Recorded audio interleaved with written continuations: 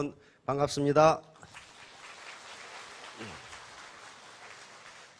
금주 토요일에 이 서울에서 또 원데이 세미나가 있기 때문에 서울 분들이 오늘은 좀 안 오신 것 같습니다. 통상 버스로 몇 대씩 오시는데 그래서 오늘은 좀 이 복도가 좀 한적하고 아주 걸어 다닐만 합니다.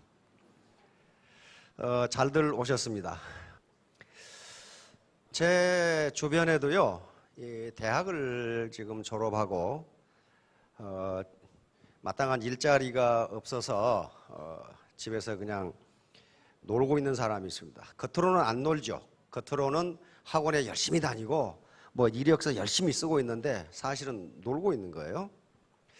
그런데 제 조카도 그런 애들이 있어서 얘기를 해보면요,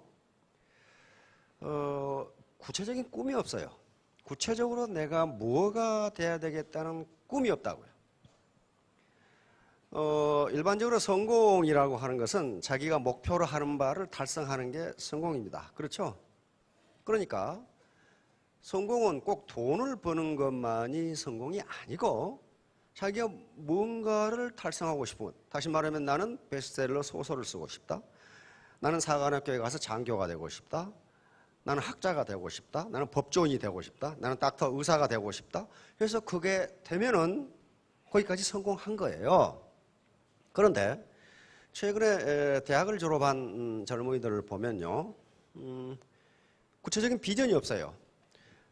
물론 그 사람 잘못도 있지만은 사회 구조 자체가 지금 과거의 농경 시대나 산업화 시대하고는 달리 그렇게 마땅한 일자리가 없어요.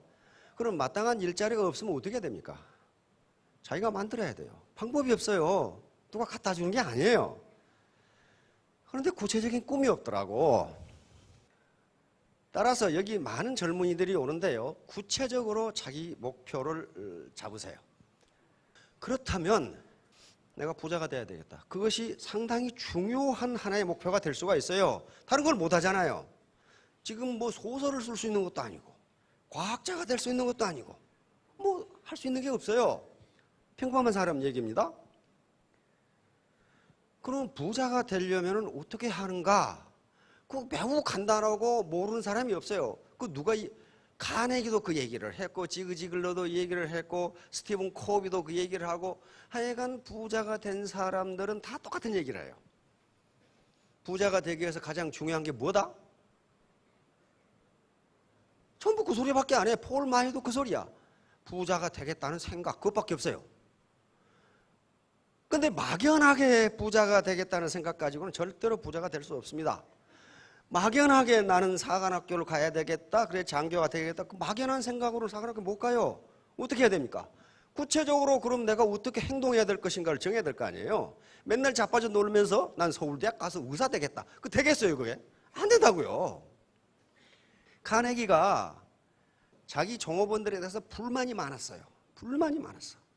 어째서 너희들은 부자 될 생각을 안 하느냐? 계속 얘기를 해도 그 생각을 할 놈이 없어. 카네기 초등학교 나왔잖아요. 어머니 빨리 돌아가시고 혼자 컸거든. 계모 밑에서 컸단 말이에요. 그런데 그러면서 내가 너희들한테 부자 되는 법을 가르쳐 줄 테니까 그대로 해라. 그러면 부자가 된다 그랬어요. 그러니까 노동자들이 어떻게 했어요? 이야, 이거 기상천외의 방법이 있는가 보다. 한번 들어보자 했더니 웬걸 다 아는 얘기를 해. 뭐라고 그랬냐면은 첫째, 부자 되는 법을 가르쳐 준다. 이대로 하면 된다 그랬어요. 첫째, 벌고 싶은 돈을 정하라 그랬어요. 예를 들면 월 1,000댁, 월 1,000만 원, 1,000만 원 이렇게 자기가 벌고 싶은 돈을 정하라 그랬어요. 정하셨죠? 5,000댁 되고 싶죠? 5,000남, 4,000댁, 3,000댁, 2,000댁. 이렇게 나는 적어도 내 꿈을 실현하려면은 월 1,000만 원은 벌어야 되겠다. 이 카네기가 한 소리예요. 종업원들한테 이렇게 정해라 그래서 정해라. 두 번째는 뭐라고 그랬냐면은 무엇을 해서 벌래? 무엇을 해서 벌래? 에?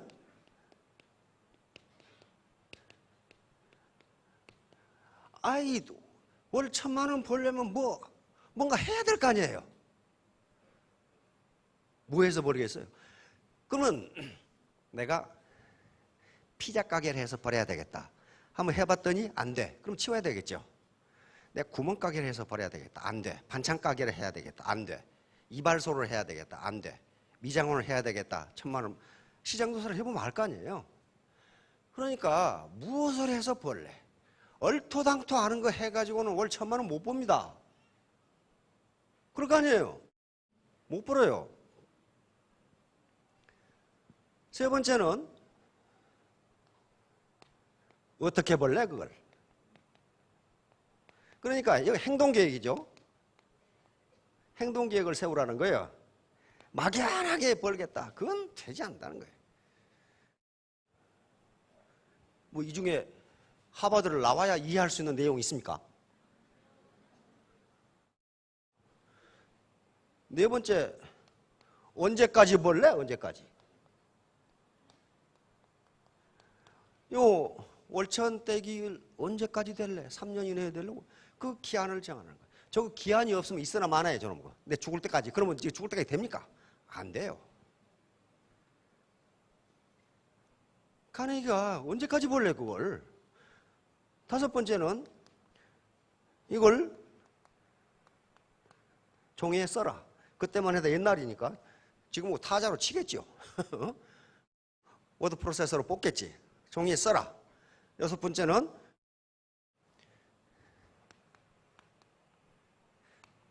침대머리에 붙여라 그랬어요. 그래서 아침 저녁으로 외워라. 이게 뭡니까? 마인드 컨트롤이죠. 자기의 결심이 해이해지지 않도록 계속 마인드 컨트롤하는 거예요. 카네기가 이 강의를 하니까 별 싱거운 소리 다 하네. 나가버렸어요. 별 싱거운 누가 저런 거 모르는 게 누가 있어? 다 알잖아요. 이거 모르는 거. 근데 저거다 하고 결심한 노동자들은 부자가 됐어요. 부자가 됐어요. 그러니까 어려운 게 아닌데 이게 구체적인 목표가 없으니까 뭘 이루지 못하는 거예요. 자, 그러면 이런 것은 머리가 매우 좋아야만 되는가? 그렇지가 않아요. 그렇지가 않아. 오늘 제가 얘기하려고 말씀드리려고 하는 백곡 김덕신 선생을 보면은 나도 할 수 있네 생각이 날 거예요. 나도 할 수 있네. 근데 이분이 어떤 분인가 하를 보면은 나도 할 수 있네. 그렇게 되실 거예요. 지금 이분이 후손들을 엄청나게 먹여 살리고 있어요. 우리 현재 이 박근혜 정부가 추진하는 게 창조 경제인데 그게 백곡 김덕신 선생에 대한 사업이 창조 지역 사업으로 선정이 돼서 지금 사업이 진행되고 있다고요. 많은 후손들을 먹여 살리고 우리 후인들에게 엄청난 교훈을 주고 있는 분입니다. 근데 이분이 어떤 분인가 하는 것을 보도록 하겠습니다. 백곡은 김덕신 선생의 호입니다. 사는 마을의 이름을 따서 백곡이라고 썼습니다. 공부는 꼭 대학에서만 하는 게 아니고 학교에서만 하는 게 아니고 우리가 뭔가를 배우는 게 공부입니다. 그래서 공부하는 이유는요. 올바른 판단과 효과적인 의사결정이에요. 최종 목표는 이겁니다. 올바른 판단과 효과적인 의사결정입니다. 지금도 가끔 뉴스를 보면은 금융 피라미드 사기에 걸려가지고 엄청난 재산을 날린 사람들이 많아요. 전번에도 보니까 600 몇십억을 먹고 튀었다는데 전부 다 누구냐 하면 아줌마하고 노인들 상대로 사기를 친 거란 말이에요. 그것은 사기를 친 놈들이 되게 나쁜 놈들이지만은 거기에 속은 분들도 결코 현명한 사람이라고 할 수가 없어요. 어떻게 한 달에 이자를 30%를 주나요? 그렇게 준다고 사기친 거예요. 한 달에 30%면 1년에 몇 퍼센트입니까? 360% 아니에요. 그런 돈벌이가 어디 있어 지금? 그러니까 그건 뭐예요? 올바른 판단과 의사결정을 제대로 못한 거예요. 그래서 여기 와서 공부하는 이유도 예스냐 노냐? 이리 갈까 저리 갈까? 사과를 먹는 게 좋으냐 도넛을 먹는 게 좋으냐? 라고 결정하게. 이 결정은 누가 합니까? 자기가 하는 수밖에 없어요. 뭘 가지고? 자기가 획득한 정보를 가지고. 공부는 수신입니다.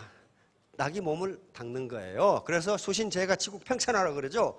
수신한 다음에 집안을 가지런히 하고 나라를 다스리고 세상을 평정한다는 뜻인데 공부는 또한 배움입니다. 그러니까 배워서 이걸 실천하면 뭐가 나와요? 자기 삶의 변화가 일어나요. 요 가만히 앉아있는 놈은 안 돼요. 올라가야지. 이렇게 뛰어 올라가야죠. 가만히 앉아서 세상이 왜 그러냐 뭐 어쩌고 해봐야 세상은 그 사람을 돌아보지 않습니다. 그래서 이 세 가지 공부가 있는데 하나는 마음이고, 마음이 가장 중요해요. 내가 부자가 돼야 되겠다. 이 결심을 안 하는데 누가 부자를 만들어줍니까? 그 다음에 머리. 그러면 내가 부자가 되려면 뭘 어떻게 해야 되느냐? 이거 계획을 세워야 될 거 아니에요. 그리고 몸으로 뛰어야 돼요. 마음, 머리, 그리고 워크. 몸으로 뛰지 않고 돈을 벌 수 있는 방법은 없어요. 자, 마음. 한마디로 말하면 따뜻한 마음이에요. 따뜻한 마음이 사악한 마음을 먹으면은 돈 벌 것 같은데요. 역사적인 사례는 그런 사례가 없어요. 처음에 돈을 버는데 나중에 패가 망신해요. 그래서 따뜻한 마음, 도덕성과 정직성을 바탕으로 한 요거. 두 번째, 뭐리고 뭔가 알아야 될 거 아니에요. 이건 쿨해야 돼요. 냉철한 이성 그리고 판단력입니다. 몸으로 뛰어야 돼요. 몸으로. 하드워크입니다. 이건 헬스 앤 디리전스. 건강하고 그리고 부지런해야 돼요. 하드워크. 요 세 가지가 어우러지지 않으면, 마음과 머리와 몸이 한꺼번에 어우러지지 않으면 무슨 일을 해도 성공 못해요. 마음 공부가 안 된 놈이 머리가 좋으면 뭐 하냐면 사기쳐. 그렇죠? 사기쳐요. 사기꾼들요 머리 무지하게 좋아요. 머리 나쁜 놈은 사기도 못 쳐. 마음만 좋고 머리와 몸이 안 움직이면요 점잖은 이웃집 할아버지예요. 그건 어떻게 성공합니까? 안 돼요.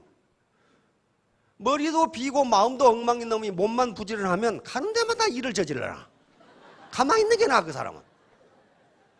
그러니까 세 가지가 어우러져야 돼요. 어우러져요. 그러면 성공할 수 있어요. 2차 대전 때 영국의 몽고메리 원수가 있습니다. 독일의 가장 유명한 장군이 롬멜 장군이죠. 전차군단, 북아프리카 전차군단으로 이 연합군을 계속 격파했던 그런 장군인데, 몽고메리 장군이 롬멜을 격파했잖아요. 그때부터 독일은 망하기 시작합니다. 그 몽고메리 장군이 장교를 네 가지로 분류했어요. 이런 장교. 첫째는 머리 좋고 게으른 장교. 요건 지휘관으로서 마땅하다 이 말이야. 지휘관, 사람을 다루는.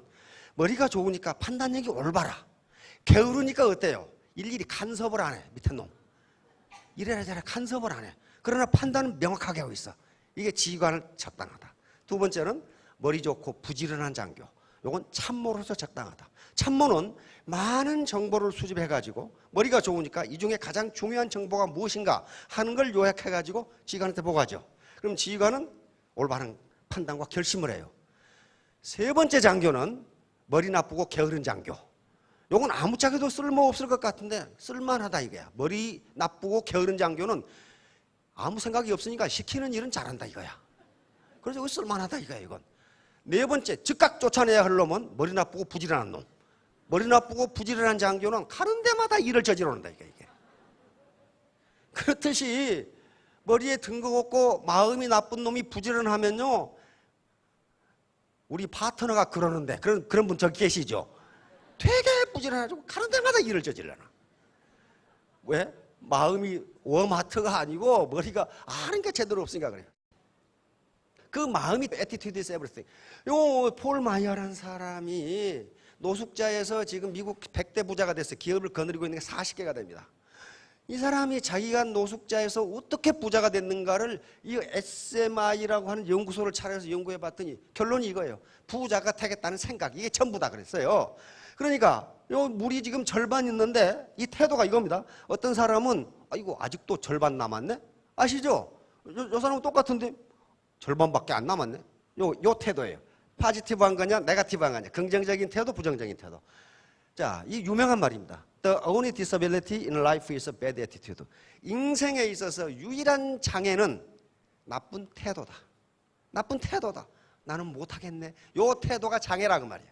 무슨 이 신체상에 어떤 문제가 있는 게 장애가 아니고 어디에 문제가 있어요? 마음에 문제가 있는 거죠. 마음에 문제가 있는 것이 인생에 있어서 유일한 장애다. 폴 마이어가 결론을 한 소리입니다. 당신이 무엇이든 생생하게 상상. 비비드 이미지인 거예요. 생생하게 나는 3년 이내에 월천댁이 되겠다. 요걸 생생하게 상상하는데 됐다고 상상한다. 그래 됐다. 이렇게 이게 비비드 이미지냐.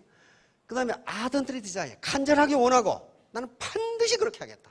간절하게 원하고 and sincerely believe. 진정으로 믿고 의심하면 안 된다고. 안 되고. 그 다음에 마지막으로 enthusiastically act of. 열정적으로 행동에 옮긴다면 반드시 이루어진다. 그래서 반드시. 그것이 이루어질 수도 있고 안 될 수도 있고 그게 아니고 반드시 이루어진다. 백곡 김덕신 선생은 임진왜란 이후에 태어나신 분입니다. 아버지는 부재학으로 굉장한 선비였고 당대 상당한 시인이었습니다. 김치, 우리 먹는 김치하고는 다릅니다. 어머니는 사천 목시였고 바로 할아버지가 진주 대첩의 김시민 장군입니다. 김시민 장군이 39의 전사를 하셨어요. 그래서 아들이 없어. 그래서 김시민 장군 양자로 간 겁니다. 김치 선생이. 그래서 김덕신 선생이 김시민 장군의 손자가 되는 거예요. 임진왜란 3대 첩이 뭐죠? 이순신 장군의 한산대첩, 김시민 장군의 진주대첩, 권율 장군의 행주대첩. 요 세 가지가 세 대첩이, 대첩이란 말은 크게 이겼다 그 말이. 크게 이겼다. 김덕신 선생은요 어려서 천연두를 알아가지고 머리가 매우 나빴어요. 지금 같으면 IQ가 아주 낮은 사람. 그래가지고 10세 사서 삼경을 외우고 10몇 세에 과거에 급제하고 그런 건데 10세에 겨우 글자를 깨치고 20세에 글 한 편을 지어서 아버지께 드릴 정도로 그렇게 노둔해. 거기다가 같은 글을 수만 번을 읽어야 겨우 이해를 해. 근데 겨우 이해를 했는데 걸어가면서 잊어버렸다. 그런 분이에요. 30세에 과거에 합격해도 늙었다고 그러는데 59세에 과거에 합격을 했어요. 왜 이렇게 됐는가를 보기로 합시다. 머리가 너무 나빠서 배워도 진척이 없어. 그러니까 또 가르쳐주면 금방 잊어버려.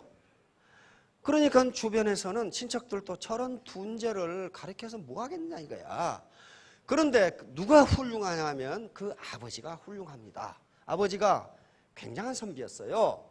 시인이고. 그래서 그래도 저 아이가 공부를 포기하지 않으니 오히려 대견스럽지 않은가. 대기만성이라 했지 않는가. 대기만성은 큰 그릇은 늦게 이루어진다. 다시 말하면 큰 인물은 나중에 빛을 본다. 그런 말이에요 지금. 그래서 아버지는 그 우둔한 노둔한 아들을 계속 나무라지 않고 칭찬을 했어요. 칭찬을 해주고 격려해주고 더욱더 분발하라. 이렇게 해준 거예요. 이게 왜 59세에 과거에 합격하냐 하면 아버지가 자기 아들이 머리가 나쁘다는 걸 알았어요. 그러니까 너는 60세까지 과거에 도전하라고 유언을 남기고 돌아가요. 59세에 합격을 해버려. 59세. 그러면 이때 벌써 30대 김덕신 선생은 워낙 책을 많이 읽어가지고 조선 최고의 시인으로 인정을 받기 시작했어요. 바로 효종임금께서 김덕신의 시를 읽고 용호라는 시를 읽고 이 시는 이태백이나 두보와 같은 그 기라성 같은 시인들이 쓴 당나라 시에 넣어도 부끄러움이 없다 할 정도로 아주 훌륭한 시를 쓰기 시작합니다. 자신만의 시의 세계를 구축했어요. 그래 놓고 효종임금은 효종대왕께서는 화곡의 명을 병풍으로 만들어. 그렇게 김덕신의 시를 예송합니다. 그러나 과거는 불합격. 과거는 불합격. 자, 용호라는 시입니다. 이 시를 가만히 읽어보면은 한 폭의 산수화를 보는 것처럼 그렇게 써버렸어요. 이것을 효종대왕께서 읽고 병풍으로 만들으라고 지시할 정도로. 고목 한운리. 고목은 차가운 구름 속에 잠기고. 잠겼지요 여기. 추산 배구병. 가을산에 소나기가 들이치네. 모강 풍랑기. 날 접은 강에 풍랑이 일어나니 어자 급해선 어부는 급히 뱃머리를 돌린다. 꼭 이태백 시하고 비슷하죠. 홍만종이라는 사람은 조선 후기에 있어서 시평가입니다. 유명한 사람인데 이 사람이 요걸 읽고 뭐라고 해놨냐면 백곡은 제품이 매우 노둔하였는데 다 인정을 해요. 독서로 밑바탕을 튼튼히 하여 노드람을 벗어나 재주 있는 사람이 되었다. 그러니까 백곡이 머리가 나쁘다는 것은 다 알아. 자기도 알고 부모도 알고 친구들 다 알아. 자, 그러면 공부를 어떻게 했길래 서프라이즈에서 방영을 했나? 자신이 우둔하다는 걸 알기 때문에 계속 똑같은 걸 계속 읽어. 이걸 어디다 써놨냐면은 저 정자에 가면 독수기가 있어요. 내가 책을 몇 번 읽었는지를 책에다 써놨어.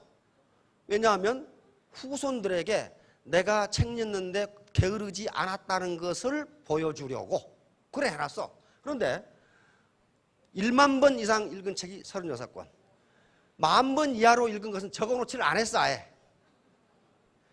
노자 도덕경은 2만 번을 읽었어. 목가상기는 2만 번, 사기 백이열전은 11만 3천 번을 읽었다고 기록이 되어 있어요. 여기 인터넷에서는 1억 3천만 번 읽었다고 나오는데 그 당시 억이 10만입니다. 1억 3천만 번. 그걸 또 내가 요걸 이 글을 쓰니까 어떤 놈이 인터넷에 그러는데 1억 3천만 번 읽었다는데 어떻게 된 일입니까? 그래서 내가 저떻게 된 일이다 그랬거든. 왜냐하면 이 양반이 본격적으로 글을 읽기 시작한 것을 20살로 잡더라. 60년 읽으신 거예요. 그럼 1억 3천만 번을 읽으려면 하루에 4,600번을 읽어야 돼. 무슨 놈의 책을 하루에 4,600번을 읽나? 그렇게 되질 않아요. 그 당시 숫자 개념에 그렇게 돼 있었어요. 자, 그러니까 요걸 하도 많이 읽으니까 시중드는 하인이 요 내용을 다 외우고 있어. 계속 읽어제끼니까. 왜 이걸 이렇게 읽었냐면은 사기는 사마천의 사기 아시죠? 사기는 5부분으로 구성되어 있어요. 사기 본기라는 게 있어요. 사기 본기는 황제들의 역사입니다. 그리고 표라는 게 있습니다. 표는 연대기에 몇 년에 뭐 일어나고 몇 년 연대기입니다. 서라는 것이 있는데 그것은 제도사예요. 제사는 어떻게 지내고 무슨 행정제도는 어떻고 여기에 서라는 것이고, 그 다음에 세가라는 것이에요. 세가는 제후들의 역사를 기록하는 게 세가예요.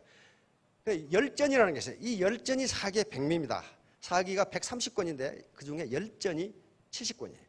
그러니까 열전은 뭐냐 하면은 역사를 채색한 입지전적 인물들의 일대기를 적어놓은 거예요. 그러니까 그 많은 사람들 중에서 사마천이 고른 사람들, 이게 70권에 기록되어 있어요. 거기에 맨 처음에 나오는 게 뭐냐면 백이열전이에요. 그 말은 무슨 말이에요? 여기에 사마천의 역사관이 들어있다는 거예요. 백이열전. 그러니까 백곡 선생이 이걸 11만 3천 번을 읽은 거예요. 이 책이 무지하게 두꺼운가 보다. 그런데 우리말로 번역하면 4페이지예요. 한자로 적어놓으면 2페이지. 그래도 그렇지 11만 3천 번을 읽는다는 게 이게 다, 그러니까 보통 사람 같으면 10번 읽으면 다 외워버려요. 그렇죠? 세종대왕은 굉장히 영특했습니다. 그래서 세종대왕도 10번 이상 읽었어요. 모든 책을. 그렇게 현군이 된 게 머리만 좋아서 되는 게 아닙니다. 자, 그래서 요 백이열전을 그렇게 좋아해서 그걸 읽었어요. 왜냐하면 여기에 사마천의 역사관이 들어가 있어요. 뭐라고 시작하냐면 과연 천도란 있는 것인가? 이렇게 탁 나와요. 선한 사람은 복을 받고 잘 살고 악한 놈은 망하는 것인가? 이렇게 시작이 돼. 왜냐하면 백이숙제 같은, 요 백이열전이 백이에요. 백이숙제 같은 현자는 수양산에서 고사리를 캐먹다 굶어 죽고, 공자의 수제자인 안자는 집이 가난해서 32살이 굶어 죽고, 그런데 도척과 같은 도둑놈은 잘 먹고 잘 살고 천수를 누리고, 그 다음에 그 당시 사마천 시대의 탐관 오리들은 잘 먹고 잘 살고 자산까지 잘 산다면은 어떻게 천도라는 것이 있다고 말할 수 있느냐, 이렇게 시작하는 거예요. 이게 그러니까 어때요? 이걸 또 어디 모 대학 스카이 대학에서 또 논술로 시험을 냈더라고. 요 글하고 서양의 철학자가 쓴 글하고를 비교해 놓고 두 개를 비교해서 논술하라 그렇게. 당신 생각은 뭐냐, 이게 천도가 있는 거냐 말이야. 하여간에 59세에 과거에 합격하고 바로 고향, 여기 자기 아버지 할아버지 고향들입니다. 여기에 와서 살고 싶었는데 과거에 합격을 못 해가지고 돌아가신 아버지 뵐 면목이 없어가지고 못 내려온 거예요. 그러다가 59세에 합격을 하고 이제 조선 최고의 시인이 되어가지고 와서 괴산에 지은 겁니다. 괴산의 괴강 옆에. 그래서 요 정자의 제목을 취묵당이라고 지었어요. 취묵당은 술에 취해도 침묵을 지킨다. 다시 말하면 말 조심한다. 함부로 말하지 않는다. 사람들은 깨어도 침묵하지 못하고 술에 취해도 침묵하지 못하고 술 취한 다음에도 침묵하지 못해서 결국 화를 당한다. 나는 술에 취해서도 침묵하겠다. 그렇게 생각한 거예요. 자, 그런데 요걸 지어놓고 여기 조그마한 이쪽에 글을 읽으시면서 요것을 억만제라고 불렀어요. 억만제라는 말은 글을 억만 번 읽어야 되겠다 그런 말이에요. 그런데 이분이 돌아가시면서 자기 묘비명을 직접 지었어요. 내 묘비에 이렇게 적어라. 이걸 보면은 우리가 김덕신 선생이 우리에게 주고자 하는 얘기가 무엇이었는가 하는 것을 알 수가 있습니다. 자, 보세요. 무이제불류. 체주가 남만 못하다 하여. 인자획야. 이거 획입니다. 구획지을 획자야. 사람들이, 당신 말이지. 스스로 한계를 짓지 말라. 나는 머리가 나빠서 못해. 나는 배운 게 없어서 못해. 그렇게 하지 말라는 거예요. 막노어아, 이거 노둔하다, 미련하다 그 말이에요. 나보다 어리석고 둔한 사람도 없었지만 자기 인정했죠. 묘비명에다 이걸 적으라고 해놨다니까. 나보다 어리석고 둔한 사람도 없었지만 종혁유성 유명한 말이었죠. 마침내는 이루어냈다. 마침내 내가 성공했다. 그런데 뭐 가지고 성공했느냐? 모두 다 면강이 힘쓰는데 달려있을 뿐이다. 그러니까 머리가 나쁘다고 스스로 한계 짓지 말라. 나는 못해 라고 하지 말라. 나같이 미련한 사람도 해냈지 않느냐. 혹시 59세에 사법고시 합격하는 분들 계십니까? 진작 포기하셨죠? 영 포기 안 했어요. 왜? 아버지가 아들이 노둔하다는 걸 알기 때문에 너는 60세까지 도전하라고 유언을 남기고 돌아가셨거든. 그때까지 도전한 거예요. 참 기가 막히게 59세에 합격을 했죠. 비슷하지? 이게 묘비명입니다. 묘비명. 그리고 지금 이분이 남긴 시가 1500수입니다. 1500수인데 증평군에서 국역사업을 하고 있습니다. 김덕신 선생 기념사업 해가지고 지금 창조 지역사업으로 선정이 돼서 증평군에서 이 사업을 진행하고 있어요.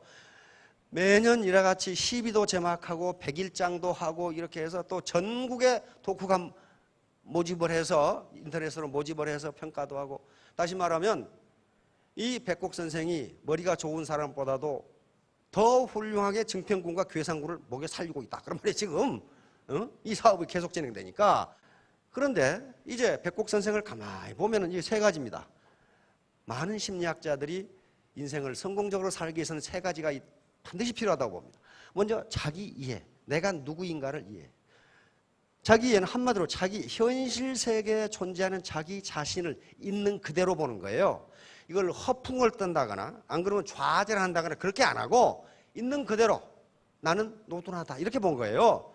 그 다음에 자기 수용은 이걸 받아들인 거예요. 자기 수용은 자신을 과대 포장하지도 않고 비하하지도 않으면 있는 그대로를 받아들여요. 나는 이런 사람이네. 이건 뭐예요? 자기 사랑이에요. 아, 나는 이런 사람이로구나. 그래서 자기 개방. 나는 이런 사람입니다 라고 개방. 백곡 선생은 어떻게 했습니까? 자기 묘비에까지 적어놨어. 나는 누구보다 미련했다고 적어놨어요. 그렇지만 내가 힘써서 성취했다. 종혁유성. 마침내 내가 이루어냈다. 그러니 스스로 한계 짓지 말라. 이렇게 지금 말씀하신 거란 말이에요. 자, 대기만성. 대기만성은 큰 그릇은 늦게 찬다. 다시 말하면 큰 인물은 늦게 두각을 나타낸다. 그러니까 아직까지 여기 계신 분 중에 나는 인생 평생에 두각을 나타낸 적이 없다. 그걸 그대로 규정을 하지 마시고 백곡 선생이 말씀하신 것처럼 스스로 체주가 남만 못하다고 한계 짓지 말라. 나보다 우둔한 사람도 없지만은 결국은 종혁유성 마침내 내가 이루어냈다. 모든 것은 자기 힘쓰기에 달려있을 뿐이다. 그렇단 말이에요. 그러니까 이건 노자 도덕경에가 있습니다. 도덕경에 대기만성이라고 나오죠. 포항에 가면 이 솥이 있어요. 참 솥 무지하게 크게 만들어놨어요. 근데 또 괴산군에 가면 괴산군 솥이 이렇게, 괴산군 여기 밥 지어서 먹었다는데 맛이 어떻습니까? 엄청나게 큰. 이런 솥은요, 아마 배 타고 들어가서 뭐 밥 지어 이렇게 해야 될까요? 대기 만성입니다. 자, 노익장을 과시하는 이분 지금 아신 분 계시죠? 예, 지금 100세이신데 전번에 TV에 나오셨더라고. 건장하셔. 지금도 장작 패고 뭐. 99세 때 운전면허 따셨죠? 왜 땄냐고 그러니까 자식들한테 신세지기 싫어서 지금은 내가 오토바이 타고 다니는데 부인이 조금 아프고 그러니까 부인도 싣고 다녀야 되고 송해 할아버지 87세인데 사실은 뭐 3살인가 적게 됐답니다. 북한에서 넘어와가지고 호적이 늦은 바람에 90세죠. 지금도 현역 MC죠. 이상벽인지 뭐 저벽인지 하는 사람이 선배님 그 전국 노래장 제가 사회를 물려받으면 어떻겠습니까? 그러니까 그래 물려받게 한 20년만 더 기다리게. 노익장이죠. 노익장. 피에르 까르땡 91세 패션쇼 얼마 전에 했죠. 피터 드라커 95세까지 교수를 했어요. 정중희 회장 성을 오고 북한에 올라가셨죠. 저번에 TV에 97세, 100세, 104세 어르신 세 분이 나오셨더라고. 얼마나 건장하신지. 예? 얼마나 건장하신지. 그러니까 그렇게 건장하시게 뭐 때문에? 이게 굉장히 부지런해. 공통적이지만 부지런해요. 부지런해. 게으르지가 않아. 부지런해. 자, 유지경성. 벽돌 이렇게 싣고 자전거에 끌고 갈 수 있습니까? 유지경생이에요. 뜻이 있으면 반드시 이루어진다. 누가 뜻을 이루었는지 모르겠어요. 빼빼가 이루었는지 이 뚱보 아줌마가 이루었는지. 팔이 안 닿으니까 팔을 하나 만들어 가지고 와서 자꾸 이렇게 있죠. 이게 유지경생이야. 뜻만 있으면 마침내 이루어진다. 문제는 무엇이 없어요? 뜻이 없다. 뜻이 있으면 마침내 이루어진다. 요 새도 뜻이 있어. 물을 먹긴 먹어야 되겠고. There is a will, where there is a will, there is a way. 뜻이 있는 곳에 길이 있다. 여기다 놔뒀는데 이 고양이는 어떻게 먹어야 되겠어요? 이게 자기가 다리가 돼서 먹어야 되겠죠. 방법이 있어요. 방법이. 아이고 안 되겠네 하지 마시고 이렇게 이런 방법이 있어요. 뜻이 있으면 그곳에 길이 있다. 만절필도. 이건 순자에 나오는 얘기인데요. 공자가 황허강에 가가지고 이렇게 보고 있으니까 자기 제자가 물었어요. 왜 그렇게 물을 보고 있습니까? 바로 이 얘기를 하는 겁니다. 순자의 쑥. 이게 무슨 말이냐 하면은 황하는 그냥 내리치고 굽이치고 구불구불 온갖 고난을 다 겪지만은 포기하지 않으니 마침내 어디로 간다? 바다로 가지 않느냐. 군자도 똑같다. 군자도 중간에 포기하지 않으면 어려움이 있지만은 마침내 이룬다. 종역유성 바로 마침내 이룬다.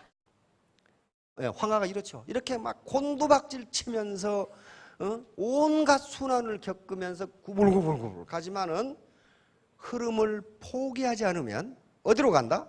바다로 간다. 바다로 간다. 그렇듯이 군자도 그래야 된다. 자, 수인사 됐으면 제갈량이 하는 얘기입니다. 적벽대전에서 삼국지에 나오는 얘기입니다. 적벽대전에서 제갈량이 관우에게 조조를 죽이라고 그랬어요. 적벽대전에서 유비의 총나라군과 손군의 오나라군이 연합군을 형성해서 조조의 위나라군과 대결하죠. 결국 누가 이겨요? 연합군이 이깁니다. 조조가 도망가는데 어디로 도망갈 거라는 것을 제갈량은 알고 있었죠. 거기에 가서 관우에 지키도록 해서 조조를 잡는 역시 죽이라고 합니다. 그런데 관우는 어떻게 합니까? 조조를 잡아서 죽이지 않습니다. 살려보내요. 왜냐하면 옛날에 조조에게 은혜를 입은 일이 있어서 그 은혜를 갚기 위해서 살려줍니다. 그러니까 제갈량은 어때요? 조조를 잡아다, 관우를 잡아다 군법을 어긴 혐의로 목을 치려고 그러죠. 목을 치려고. 그런데 유비가 어떻습니까? 결의 삼형제인데 같이 죽자고 그랬는데 관우를 죽이면 어떻게 돼? 안 되니까 그냥 사정 손이 발대기 빌어가지고 제갈량에게 제발 목숨만 살려주라고 군법을 어기는 건 죽어 마땅하지만은 살려달라고 합니다. 그러자 제갈량이 요 얘기를 합니다. 제가 관우를 죽이려고 하지 않습니다. 제가 어제 천문을 보니 조조는 아직 죽을 때가 아닙니다. 내가 할 일을 인간이 할 일을 다 하고 단지 하늘의 뜻을 기다릴 뿐입니다. 그렇게 말하면서 이 말이 나옵니다. 그러니까 군법을 엄히하기 위해서 그러니까 제갈량이 관우를 거기 보낸 것은 관우가 살려줄 것으로 알고 관우에게 은혜를 갚을 기회를 준 겁니다. 제갈량은 한수위죠. 한수위입니다. 자, 그래 놓고 이제 요것이 나중에 진인사 대천명으로 바꿉니다. 보다 적극적으로 네가 할 일을 다 하고 운이 있느니 없느니 그따구 소리 하라 그 말이에요. 맨날 시대가 이래가지고 내가 재수가 없어가지고 부모를 잘못 만나가지고 다른 마누라도 돈 많이 가져오더만 우리 마누라는 말이야 저쩌고 그렇게 하지 말고 네가 할 일을 다 하고 진인사 대천명 천명을 기다 다시 말하면 운을 타다라 그 말이에요. 운을 타다라. 요건 정주영 회장님이 굉장히 좋아하셔서 저걸 아예 휘호로 써서 걸어놓고 저걸 좌우명으로 삼았다. 내가 할 일을 다 하고 그리고 뭐 운이니 무엇이니 이런 걸 따지자. 내 할 일도 다 안 하고 따지면 안 된다. 예, 사필규정. 올바르지 못한 것이 처음에는 이기는 것 같지만 결국 오래가지 못하고 마침내 올바른 것이 이기게 된다. 그러니까 사업도 마찬가지고 인생의 성공도 마찬가지고 어떤 편법이나 불법이나 탈법을 하면은 처음에 잘 되는 것 같아요. 잘 되는 것 같은데 사필규정. 세상 법칙, 자연 법칙은 그렇지가 않습니다. 반드시 그 사람은 패가 망신해요. 반드시 패가 망신해요. 그래서 옳은 길을 따라서 정확한 목표를 가지고 가면 성공한다. 바로 애터미 사업과 사필규정입니다. 이 속담은 서구의 속담이죠. 구르는 돌에는 이끼가 끼지 않는다. 일반적으로 서양에서는 돈을 이끼에 비유합니다. 돈. 계속 굴러가면 이끼가 안 낀다. 그 말은 직업을 자꾸 바꾸면 돈 못 번다 그런 말이에요. 다시 말하면 라인을 자꾸 바꾸면 돈 못 번다 그 말이에요. 내 스폰서를 보니까 이게 형편없어. 저쪽으로 가보자. 저쪽으로 가니까 더 형편없어. 저쪽으로 가보자. 자꾸 바꾸면 구르는 돌에는 이끼가 끼지 않습니다. 우물을 팔면 한 우물을 팔아. 내가 우물을 여러 개 파야지. 1m짜리 20개를 팠어. 물 나옵니까? 네, 여기 있는 물을 다 가져가야지. 그러지 말고 20m짜리 하나 파면 물 다 가져가요. 그렇잖아요. 두 마리 토끼를 쫓으면 한 마리도 잡지 못한 서양의 속담이죠. 이 많은 사람이 우물 하나 파고 있잖아요 지금. 결론 정약유상. 마침내 이건 김득 선생이 묘비명에 쓴 말씀입니다. 남보다 재주가 못하다고 스스로 한계 짓지 말라. 나보다 우둔한 사람도 없지만 마침내 이루어냈다. 모든 것은 힘쓰기에 달려있을 뿐이다. 이게 종혁유성이야. 모든 것은 이루면 재, 면강, 이. 오직 힘쓰는데 달려있을 뿐이다. 이는 뿐이다. 달려있을 뿐이다. 그러니까 성공은 어디에 달려있다? 힘쓰는데 달려있다. 네가 머리가 좋든지 가문이 좋든지 그런 거 아니고 힘쓰는데 달려있다. 읽은 천하. 이건 정주영 회장님의 좌우명 중에 하나입니다. 읽은 천하무산. 한결같이 부지런하면 천하에 어려운 일이 없다. 아까 진인사 대천명은 그 거실에다 걸어놓고 이 말씀은 또 화장실에 걸어놓으셨다 그래. 화장실에서 계속 이걸 보셨는가 봐. 화장실에 걸어놓고. 그래서 이게 현대가의 좌우명이 됐어요. 한결같이 부지런하면 세상에 어려운 일이 없다. 이렇게 지금 하신 겁니다. 결국은 카네기도 이런 말을 해놨더라고요. 자신이 할 일보다 조금 더 하라. 그러면 당신의 미래는 저절로 풀릴 것이다. 그 다음에 천행건 자강불식. 이건 늘 하는 말씀인데요. 주역에 나오는 얘기입니다.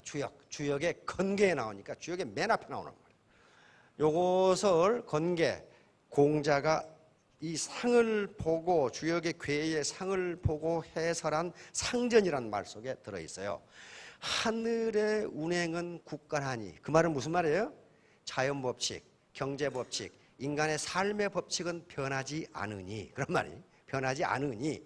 그게 왔다 갔다 하면 될 것인데 그게 변하지 않으니 군자이 뭐라고 그랬어요? 자강불식. 군자는 마땅히. 군자는 뭡니까? 신사숙녀예요. 여기서 신사숙녀. 레디언트 젠틀먼이 과거의 군자라는 개념입니다. 군자는 마땅히 자강불식. 요 식은 쉴식자인데 포기하다. 포기하다. 마땅히, 강은 힘써 일하다 뜻입니다. 그러니까 군자는 마땅히 스스로 힘써 일하고 포기하지 말아야 한다. 그런 말. 포기하지 말아야 한다. 이게 주역에 건계가 맨 앞에 나오는데, 건계, 곤계 이렇게 나오죠. 맨 앞에 나오는데 여기 해설이 이렇게 나와요. 하늘의 운행 법칙은 국가의, 다시 말하면 자연 법칙, 경제 법칙, 성공의 법칙, 인간이 삶의 법칙은 변하지 않으니, 군자라면, 당신이 만일 군자라면, 신사숙녀라면 자강불식, 스스로 중도에 포기하지 말고 힘써 일하라. 그러면 성공한다. 자, 수적천성. 이것은 물방울이 돌에 구멍을 뚫는다. 그거 보셨죠? 낙수물 계속 떨어지면 이렇게 구멍이 파이거든요. 그 미약한 힘이지만은 쉬지 않고 포기하지 않고 하면은 돌에 구멍이 뚫릴 정도라. 자, 바로 김덕신 선생이 그렇게 하신 분입니다. 그래서 김덕신 선생은 바로 읽은 천하문화사. 부지런하면, 한결같이 부지런하면 천하에 어려운 일이 없다. 그 과거같이 어려운 일도 해내잖아요. 그리고 진사대천명. 자기 할 일을 다 했어요. 그리고 운이니 이런 걸 따지지 않았어요. 자강불식. 포기하지 않았고 수적천성. 물방울이 떨어져서 돌에 구멍을 내는 것처럼 노력을 했습니다. 그래서 마침내 종영주성, 마침내 이뤄냈어요. 그래서 우리 후인들에게 이런 핑계 저런 핑계, 부모보자를 만나서 세상이 어때서 그 핑계를 못 대도록 만든 분이 백곡 김덕신 선생이에요. 이렇게 노력을 한 분이란 말이에요. 지금 드디어 이제 빛을 보기 시작해가지고 창조 지역사업으로 선정돼서 그 시집 번역 작업이 지금 진행되고 있고 여러 가지 사업이 진행되고 있습니다. 피터 드라카의 말로 마무리를 하겠습니다. 미래를 예측하는 최상의 방법은 미래를 창조하는 것이다. 내가 3년 뒤에 어떻게 될 것인가, 이거 예측 불가능해요. 그럼 어떻게 되겠어요? 내가 만들어 내야 돼요. 그게 쉬운 일이 아니에요. 백곡 선생처럼 11만 3천 번을 찾아가면 돼. 그래서 여기 항공모함처럼 힘있게 물을 붙이세요. 포기하지 말고 힘있게 물이 붙이시면 3년 뒤에 전부 다 월천댁 5천남이 되실 겁니다. 크게 성공하시기 바랍니다. 감사합니다.